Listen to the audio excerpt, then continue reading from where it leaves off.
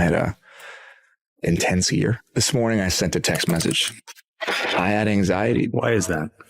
I haven't talked about this yet, but Justin Baldoni is an actor-filmmaker and a New York Times bestselling author. Her husband Ryan, several years ago. So I met Blake a few times through Ryan on that film. got it. And and thought she seemed nice, and little did I know. Yeah. Some people, now that it's a function on Twitter and Instagram, there's a couple people that I have muted. Good. Yeah. You can mute people on Instagram? Yeah, it's a new feature. Really? I know. Get excited. A feud had been brewing between Anna Kendrick and Blake Lively since 2018, when they were co-stars in the movie A Simple Favor. However, it became fully blown with the It Ends With Us saga between Blake Lively and Justin Baldoni. So, is it a case of Anna picking a side in the battle, or something more? Mama thinks I'm living in a convent.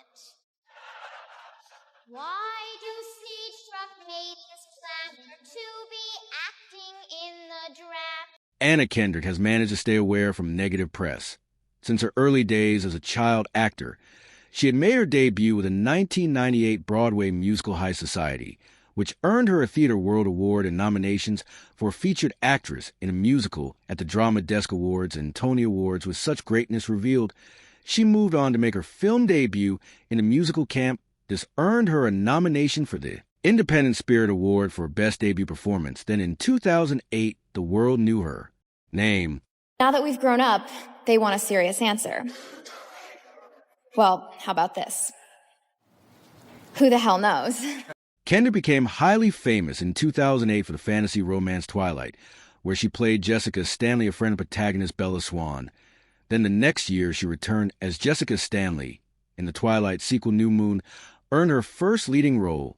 In the crime thriller Elsewhere, starred in the comedy The Mark Pease Experience, and starred alongside George Clooney in Up in the Air. She performed incredibly well in The Lad That She Raped. In several nominations for many Best Supporting Actress awards, including the Golden Globe Music Awards, and we all know Pitch Perfect, which was her most successful film of 2012, starring as Becca Mitchell. She added a very nice feel to the movie that earned her positive acclaim from 2012 through to 2014. Many of Kendrick's movies were a hit, bringing in the cash and good commendations. In 2015, she competed in the first season of Lip Sync Battle against John Krasinski and won, then returned as Becca Mitchell in Pitch Perfect 2, which was a major box office blockbuster that even exceeded the success of the first film. To the years, Anna has featured in movies ranging from comedy thrillers to musicals, starred in animations, and most importantly stayed away from drama. When she's to be described, there's a mention of her quirky and relatable nature. Her outspokenness with relatability and self-awareness. Some publications have described her as America's sweetheart, and she has once been called one of the funniest women in Hollywood. All these good descriptions are because she never got involved in anything messy. In fact, in 2016, Allison P. Davis of The Ringer stated that Kendrick remained likable by avoiding backlash majorly associated with overexposure. And then in 2017, an Elle writer described her as warm, friendly, and honest, with none of the typical celebrity reserved despite her fame. But all that was to avoid getting involved in any messy business. Hit a stumbling block when she met Blake Lively on the set of A Simple Favor in 2018. Her husband Ryan, several years ago. So I met Blake a few times through Ryan on that film. Got it. And thought she seemed nice, and little did I know. Before A Simple Favor, Anna only knew Blake from a distance. They had met a few times through Blake's husband Ryan Reynolds while shooting the film The Voices, and Anna had thought her to be nice. However, when they met on set, the truth came to light. It all started on the set of the movie when Blake Lively refused to just read her lines and act as instructed. Like every other actor, she needed to have input on costume design, writing, and every other aspect of the project. This approach to work initially portrayed her as hardworking, but as the project progressed, it became clearer that she enjoyed being the main character in every way. Of course, this didn't sit well with many others cast alongside her, but they did her bidding for the success of the movie and were eager to part ways afterwards. Be an actor. Like I want to have more authorship. Those like Anna, who had initially given her the benefit of the doubt, while working together, got to realize the truth after seeing the interview from the 2022 Forbes Power Women Summit. In the interview, Blake admitted that she never felt fulfilled from just taking direction as an actress, that she needed to have a say in the costume design, writing, and all aspects of the project, she also made things a lot worse by saying that, wherever she's called to discuss her role, she always made it seem like she was just there to be the actor and ready to get the gig without revealing that she actually needed to have authorship in order to feel fulfilled. Blake also made it known that many producers and directors had resented her for overstepping and for the bait and switch, but she made it clear that she'd go for what she believed in regardless of how it made others feel. Blake said it's just as important to say, okay, I believe in this, and that's why I'm standing up for it, and that's why I'm being difficult. And there are other moments to go, am I in the room, what is happening here? Although she added a clause about the importance of checking oneself, it's always important to check yourself. It's important to stand up for what you believe in. And it's also important to surround yourself with people who feel like they have a voice, because collaboration is so important. Her actions indicated that she was more inclined to act first before taking a look back at her actions after the interview. Those who were going to work with her backed themselves to be pushed to the sidelines. However, Anna Kendrick didn't anticipate featuring in a project with a Gossip Girl star so soon. So she missed a memo, and things got a little dicey between them when Paul Fig announced that there'd be a sequel to A Simple Favor. Sources say Anna wasn't particularly thrilled when she found out that they'd both be featured in the project again due to flashes of some of BL's actions during the release of the first movie. Besides trying to be the center of the project, Blake had gotten into Anna's bad books during the interviews done to promote the movie. While they were promoting A Simple Favor, in one interview, Blake had shown signs of jealousy when she made a comment on how she might never get to be a Disney princess without a voice like Anna's, although to viewers it seemed like a compliment.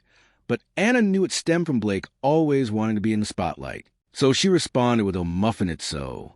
Hard being you, Blake's envy became more and more obvious in that same interview when she scolded the interviewer for directing the questions towards Kendrick and not her "what about me over here" Blake had asked, and Kendrick had responded with, "Oh my God, guys, don't fight. Just because I'm the best at everything." Despite these subtle jabs at each other, they were able to keep their rift hidden until things took an ugly turn in 2024 when they started production for another Simple Favor. The first issue arose over who should get top billing in the movie credits. Every time we do this, I feel so high tone. Want to trade confessions? No. Come on. What's the wildest thing you've ever done? In the original film, Anna had gotten top billing over Blake, and so she thought the same would happen in the sequel. But Blake came with her lengthy demands as usual, and this time requested for the top billing. Sources say Blake fought through her reps, and Anna refused to bow to Blake's demands like she normally would to avoid unnecessary drama. Finally, after weeks of back and forth from both parties, an agreement was reached between both parties. Well, now that it's a function on Twitter and Instagram, there's a couple people that I have muted. Good. Yeah.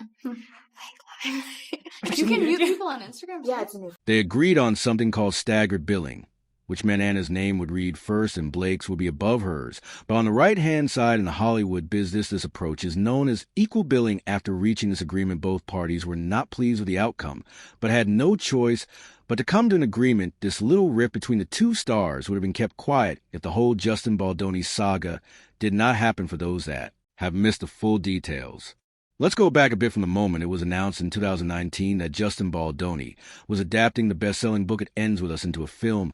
There was a widespread frenzy. Besides the book being a bestseller, everyone couldn't wait to see who would play the notable characters, and fans became even more excited when they found out Blake, who rose to fame in the 2000s in Gossip Girl, was cast as the main character. She was described as the perfect choice to play Lily Bloom, a young woman who suffered domestic abuse as a child and wound up in the same situation years later. But I thought that was one of the best first kisses I've seen on a movie. Oh, boy. Justin Baldoni, you see, we've been talking to you all morning long. Good morning. Good to see you. Oh, I'm so happy to be here. You guys are such lights. We love your film. We love your work. We love what you've done with this book, which has, it sold 6 million copies, Colleen Hoover's book. I've been, in anticipation of you coming here, I went on Reddit to see what people are saying about the book in anticipation of the film. They love the book. So there's millions of fans out there. You are one of those fans. You immediately bought this book right, and you wanted to direct it. Why? Well, I first optioned this book in 2019. And at the time, it had sold just under 1 million copies. Mm-hmm. And I had never read Why did you read it? Yeah. Well, I just started Wayfair Studios. And at the time, my book agent, shout out to Johanna Castillo, sent it to me. And she said, just read it. Because I was looking for movies that could be commercial and speak to the human experience. And Were you maybe- reading romance? The movie, which was released last August, became a box office success, bringing in more than $350 million globally, which is about 280 million euros. However, despite this incredible financial success, things had not been rosy behind the scenes. And it all became evident when in December, Lively filed a legal complaint against her co-star in which she accused him of sexual harassment and starting a smear campaign against the first signs of the problem came during the press tour for a film about domestic abuse. The press tour for It Ends With Us was not what everyone expected, especially with Blake spearheading the campaign. There were pink carpets, a ton of flowers, and a promotion of Lively's new hair care brand and her husband's gin company. Instead of promoting the message of the movie on the red carpet, Lively focused on fashion and florals. It's even more surprising that at some of the premieres, such as the one held in London, press were instructed to keep questions fun and lighthearted with. One event organizer telling members of the press to steer away from questions on domestic abuse, but more notable than the wrong direction of the press was Justin Baldwin's absence. In the press tour, the co-stars Justin and Blakely were not photographed together on the red carpet at the film's New York premiere. The male main character of the movie was absent at the London premiere, and to make things more suspicious, the press were asked to not ask questions about him, although internet prowlers noticed that cast members, including Lively and author Hoover, did not follow Baldoni on social media. Nobody made mention of a feud. In fact, Baldoni praised his co-star, telling Today that she was a dynamic creative and described how she was involved in everything. She had her hands in every part of this production, and everything she touched made it better, he said about the 37-year-old. But the world was watching, and they noticed that. During the film's press tour, he hired a crisis manager, Melissa, and Nathan, whose previous clients include Johnny Depp and Drake. Understands the themes of this movie, comes across you in public, and they want to really talk to you. What's the best way for them to be able to talk to you about this? How would you recommend they go about it? Like asking for like my address or my phone number or like my location share. Or I could just location share you and then we could... Then shortly after the press tour, Lively was a victim of severe criticism on social media relating to her comments on that movie tour, as well as from old interviews.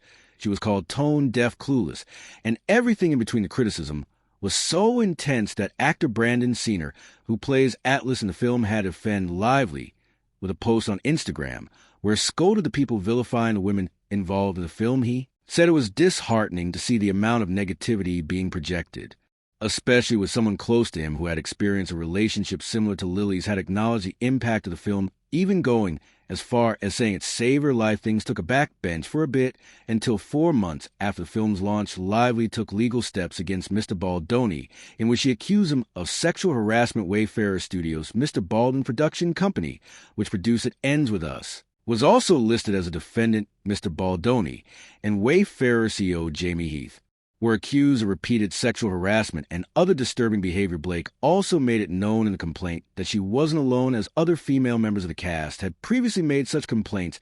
She further revealed that despite going into a meeting with the defendants alongside her husband to explain these concerns during production of the movie, they had not taken heed. They had done as they pleased, and due to her constant resistance, they had launched a smear campaign against her. She accused them of devising a plan to destroy her reputation in the press and online, including hiring a crisis manager who led a sophisticated, coordinated, and well-financed retaliation plan against her, and used a digital army to post social media content that seemed authentic. In the filing, it was written that to safeguard against the risk of Miss Lively ever revealing the truth about Mr. Baldoni, the Baldoni Wayfarer team created Planet Amplified and boosted content designed to eviscerate Miss Lively's credibility. It also included that they engaged in the same techniques to bolster Mr. Baldwin's credibility and suppress any negative content about him. Due to all these alleged steps taken by Baldoni to ruin her, Blake claims she suffered great harm immediately after the complaint was filed. Mr. Baldwin's legal team made it known that all her claims were categorically false and said the crisis manager had been hired because M. Lively had threatened to destroy the film unless her demands were met.